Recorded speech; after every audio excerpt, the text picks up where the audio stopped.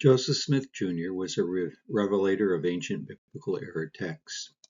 In March of 1835, in D&C section 107, verse 96, he says, "Behold, here is wisdom, yea, to be a seer, a revelator, a translator, and a prophet, having all the gifts of God which he bestows upon the head of the church."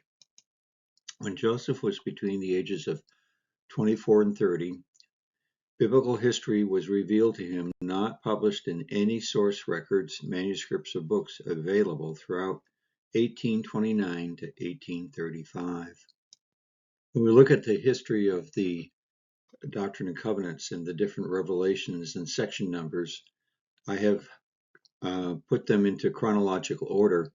And between section 23 and 24, in June of 1830, Joseph Smith receives a vision of Moses, and that becomes the Book of Moses, chapter 1. And there's a corollary to that that was translated from an ancient Southern Semitic language called Gaia's in 1902.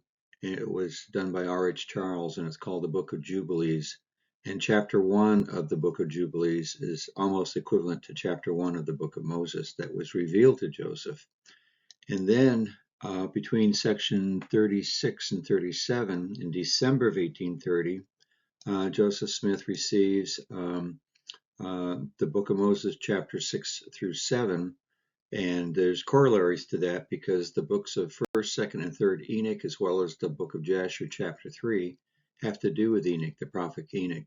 So these are kind of controls to show that Joseph Smith truly was a revealer and revelator of ancient biblical history. There are several biblical fragments that have been revealed through Joseph Smith. For example, Moses chapter 1 is revealed to the prophet in June of 1830, offers a unique contribution to the vast canon of revealed scripture. The entire absence of a prologue of Genesis, along with continuing debates about the authorship of the 5 books of Moses, certainly bear out God's revelation to Moses that, quote, "The children of men shall esteem my words as naught, and take many of them from the book which thou shalt write," unquote. And that's Moses chapter 1 that was given to Joseph in June of 1830. Hugh Nibley then continues saying the following: "Those who wish to credit Joseph Smith with a comprehension of comparative literature and ritual far beyond his time and training are free to do so. They may even insist that this is the way any uneducated rustic would tell the story. Today we have several very ancient and significant parallels to Moses chapter 1, which lie far beyond the reach of coincidence and daydreaming. The number of details and the order in which they occur make it perfectly clear that we are dealing with specific works of great antiquity that come from a common source." So the 1830 Book of Moses and the 1902 Book of Jubilees, the comparison is pretty pronounced and very informative. It was in 1844 that Western scholars became aware of the existence of a copy of the Book of Jubilees. It's also known as the Little Genesis or the Apocalypse of Moses. The first modern translation from a Latin version appeared in German in 1850 to 1851. And it was not until 1902 that the first English translation from the Ethiopic Gaia's language by R.H. Charles was first published. Even now, it remains little unknown outside the academic circles. The first thing one notices about Jubilees is that, in contrast to Genesis, the creation account is preceded by an entire chapter of prologue that describes the setting for the subsequent divine revelation to Moses. Moses is divinely summoned to a mountain where he experiences God's glory and is instructed to record what would be told to him. So there are several similarities that the prologue to the Book of Moses act as a very striking example of this great revelation that Joseph Smith received. First is that in both versions of Moses is atop a mountain where the Lord's glory is made manifest to him. Both tell that Moses learned not only about what had gone before, but also about things yet to come. In both versions, Moses is instructed to write what he sees in a book for the benefit of those who would live in a future time. So let's compare. In Moses chapter 1, the words of God which he spake unto Moses at a time when Moses was, and we compare that to Jubilees chapter 1. And it came to pass in the first year of the exodus of the children of Israel out of Egypt that God spake to Moses, saying, so in Moses chapter 1, he was caught up into an exceedingly high mountain, and in a day when the children of men shall esteem my words as naught, and take many of them from. So let's compare that to Jubilees chapter 1. Come up to me on the mount, and I will give thee 2 tablets of stone of the law and the commandment which I have written, and thou mayest teachest them. Second thing we see is the book which thou shalt write, behold, I will raise up another like unto thee. And in Jubilees, and he said, incline thine heart to every word which I shall speak to thee on this mount, and write them in a book in order. So in Moses chapter 1, that they shall be had again among the children of men, among as many as shall believe. And in Jubilees, that their generations may see how I have not forsaken them, for all the evil which they have wrought in transgressing the covenant. So it's pretty striking that those are fairly strong parallels, and they're in the right order as well.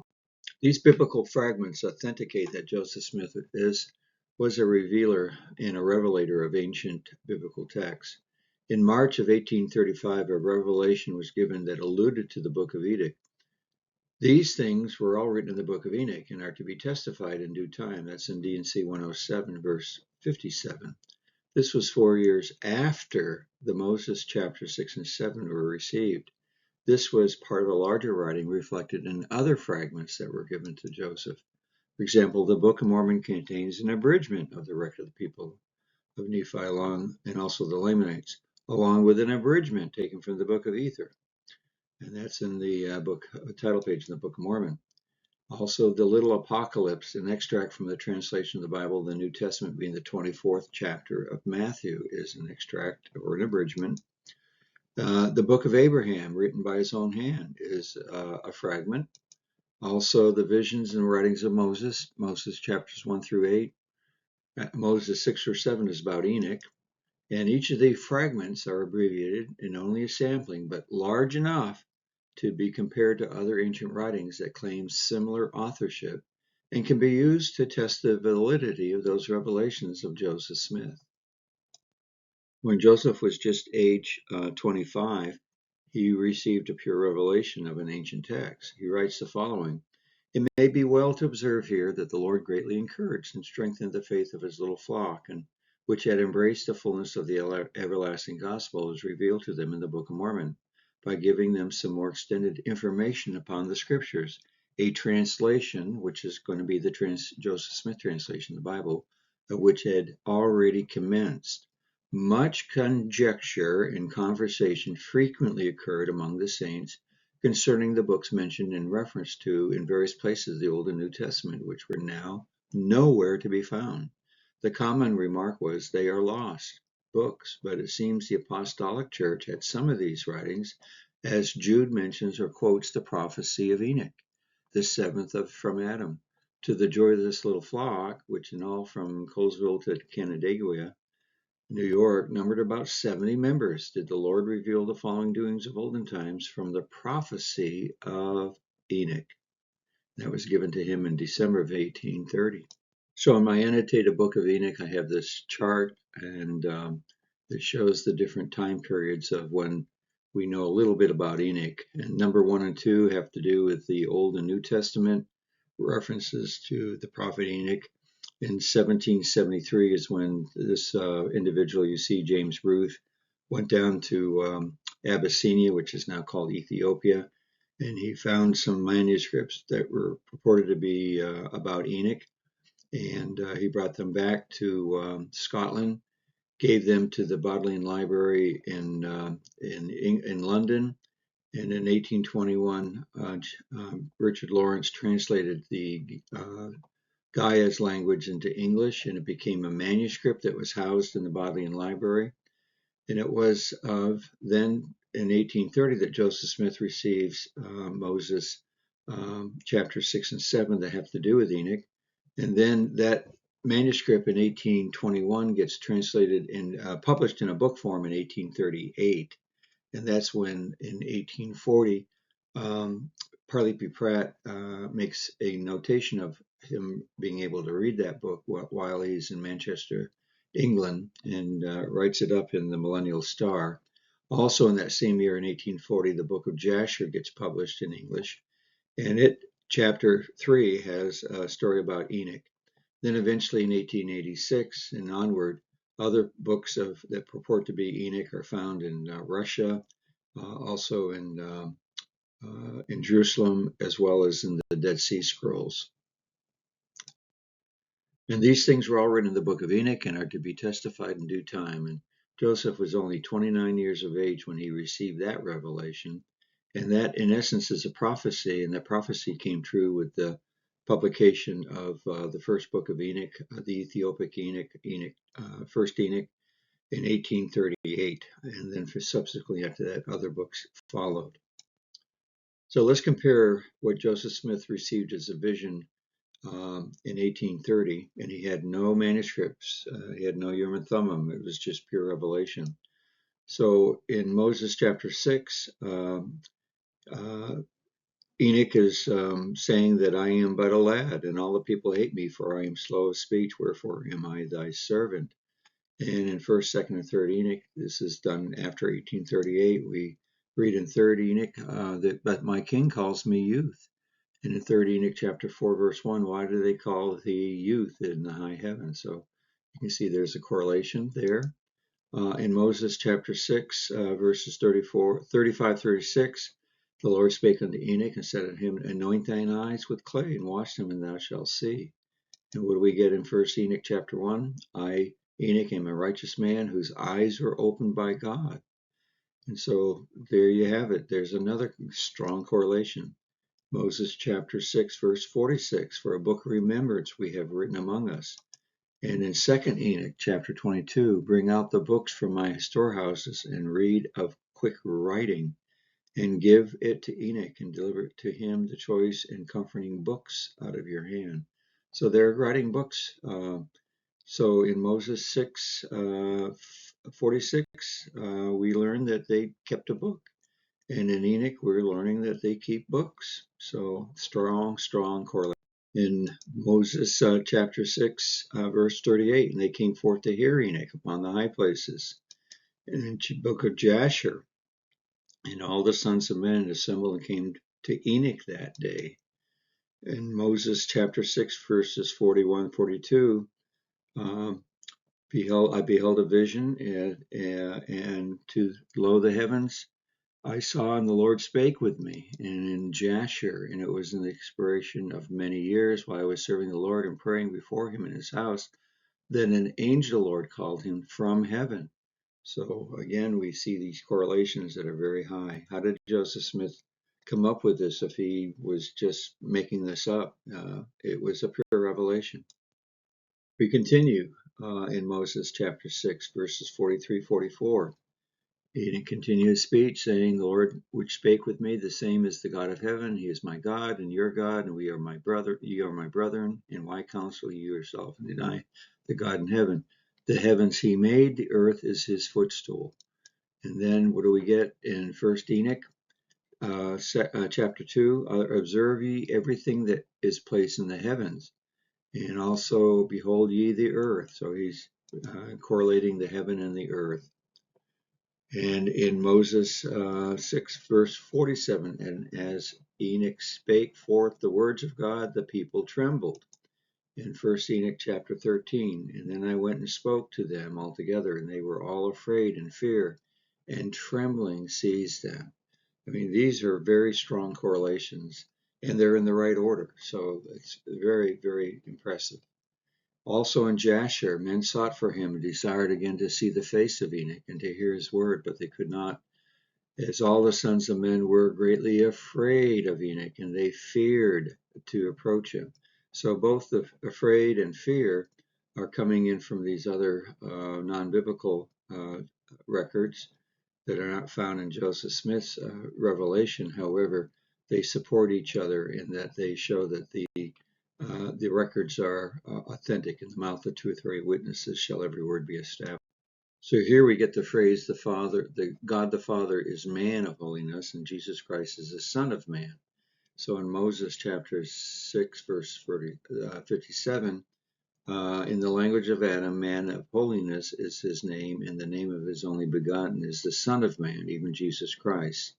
And in First Enoch, and there was great joy amongst them, and they blessed and glorified and extolled, because the name of that Son of Man had been revealed to them. Isn't that interesting? Very strong correlation.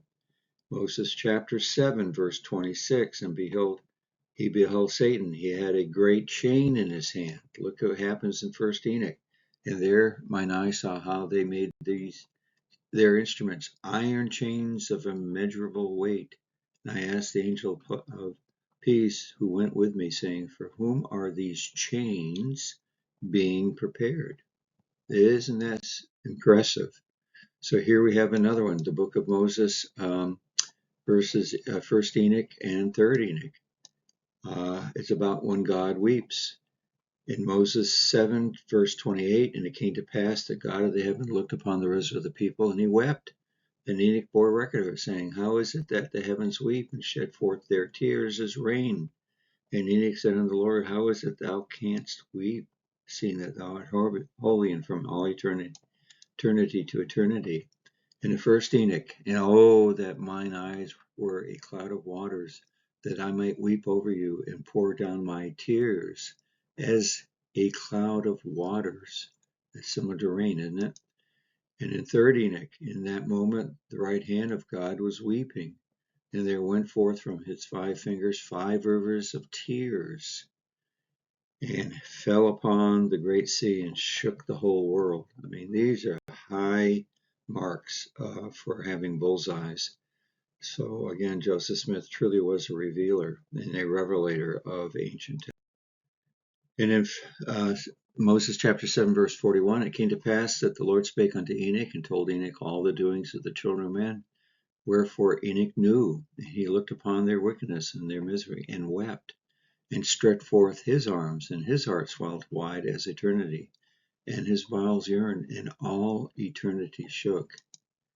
And in first Enoch, and I, Enoch, wept with a great weeping, and my tears stayed not till I could no longer endure it. And then we see, for everything shall come and be fulfilled, and all the deeds of men in their order were shown to me. On that night I remembered the first dream, and because of it I wept and was troubled, because I had seen that vision. And second Enoch, and I, Enoch, saw all the forefathers from all the time with Adam and Eve, and I sighed and broke into tears. And in first Enoch chapter 60, and a great trembling seized me, and I feared took hold of me, and my loins gave way, and dissolved were my reins. And I fell upon my face, and Michael sent another angel from among the holy ones, and he raised me up. And when he had raised me up, my spirit returned, for I had not been able to endure the look of his host, and the commotion, and the quaking of the heaven. So the eternity shook, and the quaking of the heavens, very high correlation. We continue in Moses chapter 7, verse 50 through 53. Enoch's, I ask thee that thou wilt have mercy upon Noah and his seed. And the Lord could not withhold, and he covenanted with Enoch, that he would call upon the children of Noah, that a remnant of his seed should always be found among all nations. And in first Enoch, and now, O God, and the Lord and great King, I implore and beseech thee to fulfill my prayer, to leave me a posterity on earth. Wow, is that really cool? And in Moses, again, chapter 7, verse 61, and the day shall come that the earth shall rest, but before that day the heavens shall be darkened, and a veil of darkness shall cover the earth, and the heavens shall shake. And in first Enoch chapter 60, in the year 500, in the 7th month, on the 14th day of the month, in the life of Enoch, in that parable, I saw how a mighty quaking made the heavens of heavens to quake. Wow, is this really strong? In Moses chapter 8 now, verse 28 through 29, the earth was corrupt, before God, and it was fulfilled with violence. And God looked upon the earth, and behold, it was corrupt, and all flesh had corrupted its way upon the earth. Compare that to Enoch chapter 8, verse 2. And there arose much godlessness, and they committed fornication. They were led away astray and became corrupt in all their ways. And also in chapter 10, verse 8, and the whole earth has been corrupted. And in section 91, received in March of 9th of 1833, Joseph Smith said the following. In a letter, he writes, he says, we have not found the book of Jasher nor any other lost books mentioned in the Bible as yet, nor will we obtain them at present. Respecting the Apocrypha, the Lord said to us that there were many things in it which were true, and there were many things in it that were not true, and that those who desire it should be given by the Spirit to know the true from the false. So here we get the book of Jasher. But in the latter days of Methuselah, the sons of men turned from God. They corrupted the earth. They robbed and plundered each other. They rebelled against God, and they transgressed, and they corrupted their ways, and would not hearken to the voice of Methuselah, but rebelled against him. Wow. I mean, you cannot get any more accurate than that. So did Samuel the Lamanite read First Enoch in the plates of brass? Well, you look in the left column. This is coming from the book of Helaman, chapter 13, verses 32-33. And this was printed in 1830. For your desolation has already come upon you, and your destruction is made sure. Yea, in that day you shall say, oh, that we had remembered the Lord our God in the day he gave us our riches. And then they would not have become slippery that they should lose them. For behold, our riches are gone from us. Notice I have the letters A, B, C, D, E, and F. Then over in First Enoch, chapter 94, we have Enoch the prophet said, woe to you, ye rich, for ye have trusted in your riches, and from your riches you shall depart, because you have not remembered the Most High in the days of your riches, and your Creator will rejoice at your destruction. Notice that we have the same lettering, the same word groups, but somewhat in a chiastic pattern. So now the book of Enoch, was it in the plates of brass? It may have been. Take a look. So in Enoch we see, woe to ye, you rich, for you have trusted in your riches, and from your riches shall ye depart, because you have not remembered the Most High in the days of your riches. So in blue I've got that as A, in yellow I've got it as B. You have committed blasphemy and righteousness, and have become ready for the day of slaughter, and the day of darkness, and the day of great judgment. Thus I, Enoch, speak, and declare unto you, he who hath created you will overthrow you, and for your fall there shall be no compassion, and your Creator will rejoice at your destruction, and your righteous ones in those days shall be a reproach to the sinners and the godless.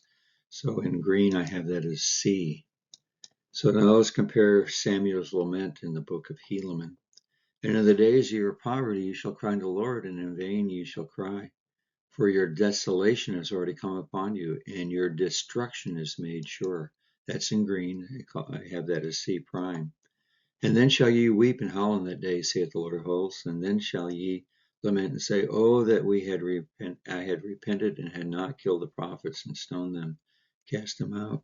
Yea, in that day you shall say, oh, that we had remembered the Lord our God and the day he gave us our riches. And then they would not have become slippery, that we should lose them. For behold, our riches are gone from us. So in yellow I have that as B prime, and blue I have that as A prime. That's very impressive indeed. So again, we continue in the Book of Mormon. We have another very strong correlation of a story that we learn about Joseph of Egypt. Moroni, Captain Moroni, said unto them, behold, we are a remnant of the seed of Joseph. Yea, we are a remnant of the seed of Joseph, whose coat was rent by his brethren into many pieces. Yea, and now behold, let us remember to keep the commandments of our God, or our garment shall be rent, and by our brethren, and we shall be cast into prison, or be sold, or be slain. Yea, let us preserve our liberty, as a remnant of Joseph. Yea, let us remember the words of Jacob before his death. For behold, he saw that a part of the remnant of the coat of Joseph was preserved and had not decayed. Yea, he may cast us at the feet of our enemies, even as we have cast our garments at the feet to be trodden underfoot. So notice I have in yellow coat being rent. I've got in blue, his coat was preserved, had not decayed, and in green coloring we have being trodden or trampled on underfoot. So in the book of Jasher, and Issachar said unto them, Here is an advice for you, my brothers. If it seem good in your eyes to do this thing, take the coat which belongeth to Joseph, and tear it, and kill a kid of the goats, and dip it in its blood, and send it to our father. And they hastened and took Joseph's coat and tore it. And they killed a kid of the goats, and dipped the coat in the blood of the kid, and then they trampled it in the dust. And they sent the coat to their father, Jacob. So in the Old Testament, we know that they had a coat of many colors, and they dipped it in the coat of a kid and gave it to their fathers. But there's no mention of it being torn or ripped or torn or rented, where here we have that correlation in the book of Jasher. And also we have this idea that Moroni said they don't want to be trampled underfoot or trodden underfoot by his brethren, and his brothers trampled the coat. So where did that come from? It must have come from the plates of brass, and maybe the plates of brass had the book of Jasher. Also, I have highlighted in that blue, a part of the remnant of the coat of Joseph was preserved and had not decayed. And the Muslim commentator Ad-Dahak says the following: in the 10th century, the greatest antiquarian of the Muslim world, Muhammad Talibai, collected in Persia a great many old tales and legends about the prophets of Israel. Talibai discussed the remnants of Joseph's garment. He says the following: And when Joseph had made himself known unto them his brethren, he asked them about his father, saying, What did my father do after I left? They answered, He lost his eyesight from weeping. Then he gave them his garment, which is a long outer shirt. According to Ad-Dahak, that garment was of the weave pattern design of paradise, and the breath or the spirit odor of paradise was in it, so that it never decayed or in any way deteriorated, and that it was a sign, an omen.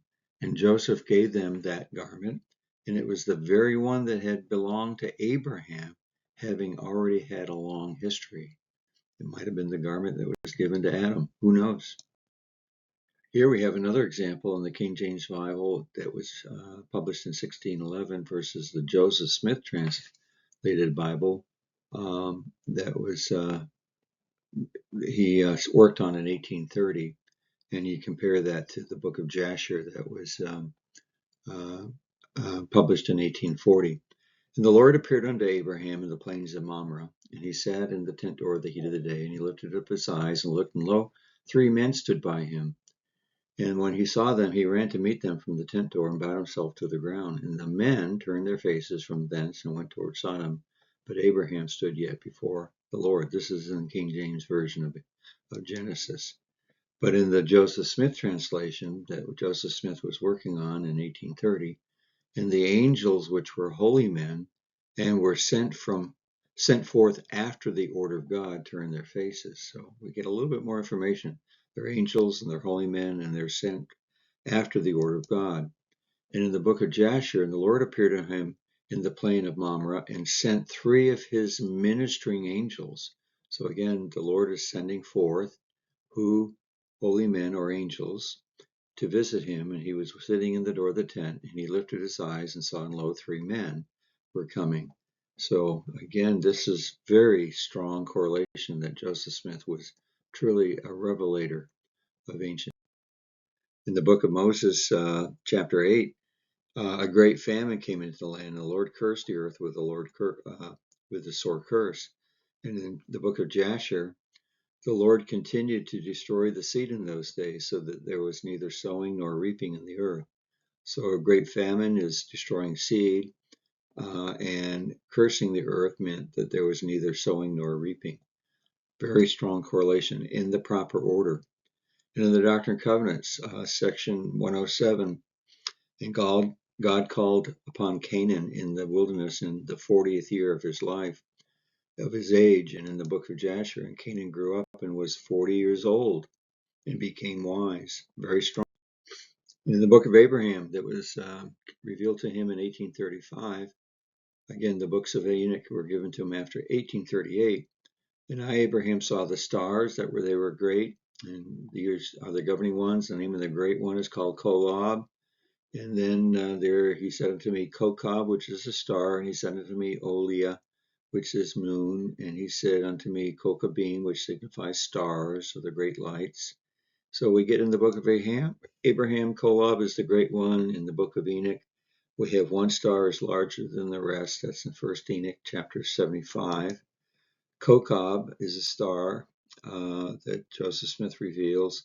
And in 1 Enoch chapter 8, we learn that Kokabel taught the constellations, which are stars. Here we have in the book of Abraham, Kokabim, known as stars, plural. And in 3rd Enoch, Kokbiel is appointed over the planets, plural again. We have Kokabim stars and Kokbiel being planets. And then in the legends of the Jews, Kokabiel is angels over the stars. And then in Olia, Oli or Olie is known as the moon, starts with an O. And in the book of Abraham, Opheniel is over the globe of the moon, again starts with an O. And that's in 3rd Enoch that we learn about Opheniel.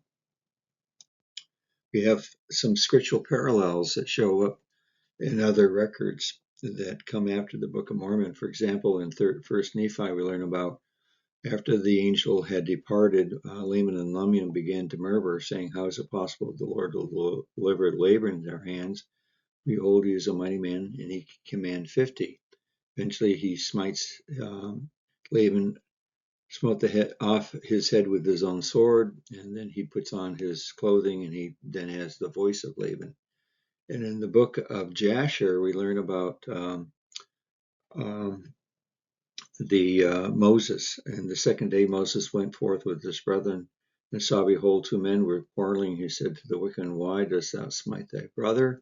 So God sends his angels, and he appears unto the Pharaoh in the likeness of a captain of the guard. And the angel of the Lord took the sword from the hand of the captain of the guard, and he took his head off with it. For the likeness of the captain of the guard was turned into the likeness of Moses. So if I got in yellow, we've got God sent the angel. We got angel in yellow. He can command 50. So in green, I have a captain of the guard. And then I took off his head with it. I smote off his head with his own sword. So we have the sword using the individual sword to take off their own head with it. And then he had the voice of Laban. And of course, he's got the likeness of Moses. Again, these are very strong correlations. A few more scriptural parallels. In the book of Alma, more than 1,000 Lamanites were slain, but not a single soul of the Nephites were slain. In the book of Jasher, there died on that day 1,100 men, but of the people of besieging, not one died. Then it came to pass, after the Lamanites had finished burying their dead, they should commence laboring in digging a ditch round about the land, or the city of Bountiful. And in the book of Jasher, and at the third corner they dug ditches without number between the city and the river which surrounded the whole land of Cush. So again, these are real high correlations. This is a very strong correlation with what we call an example of an epistrophe, where a series of lines, phrases, clauses, or sentences end with the same word or words. So in the book of Jasher, Noah prayed unto the Lord and cried unto him on account of this. And he said, "O Lord, help us, for we have no strength to bear this evil which has accompanied us, and the waves and the waters have surrounded us. Mischievous torrents have terrified us, snares of death has before us. Answer us, O Lord, answer us, light up thy countenance toward us, and be gracious to us, redeem us, and deliver us." And in the book of Ether, and it came to pass that the brother Jared cried unto the Lord, So you see, you got prayed on the Lord and cried unto him. You got cried on the Lord. Then you got, O Lord, help us. And O Lord, I have performed the work which thou hast commanded me, and I have made the barges according to thou hast directed me. And behold, O Lord, again, O Lord, in them there is no light, neither whither shall we steer, and also we shall perish. For in them we cannot breathe, save it is the air which is in them, therefore we shall perish. And the book of Enoch also has the epistrophe, which shows that it's got a Hebrew writing style. They have dominion over us. They hated us, smote us. And to those that hated us, we have bowed our necks. They have pitied us not. They have helped us. Help those who have robbed us and devoured us. They did not remove from us the yoke of those that devoured us and dispersed us and murdered us. And remember not that they had lifted up their hands against us. I mean, this is very impressive. Continue with the scriptural parallels. In the book of Alma, you have Alma and Amulek. They cast into the fire. They're there for 3 days. It's the power of God to deliver them, for God granted unto them that power. And in the book of Jasher, when Terah had spoken this thing to the king concerning Haran his son, the king ordered Haran to be seized with Abram, and they brought them both, Abram and Haran, to his brother to cast them into the fire. And Abraham walked in the midst of the fire 3 days and 3 nights. And Abram said to the king, God of heaven and earth, in whom I trust and who is all his power, he delivered me from the fire. Look at that. I mean, is that crazy or what? So you may ask, how is it that I was able to understand and read so many books? Well, it started early in my life with my father reading to us from books. There's my older sister, Donna, looking at her dad, and there I am in the arms of my father, along with my brother to the right. And I got my love for books from my dad. So both the annotated book of Jasher and the annotated book of Enoch, that's published by Digital Legend Press, can be purchased at my website, the Beacon Light Books, or you go to Digital Legend Press, or you can go to Amazon. You go to the Rod Meldrum's bookstore as well. And you can also just give me a call, David Hawking, at 919-696-6477, and give me some of your input in what I'm doing to help you understand these ancient records that validate that Joseph Smith truly was a revelator of ancient texts. I bear witness that he was a true prophet, and this I say in the name of Jesus Christ. Amen.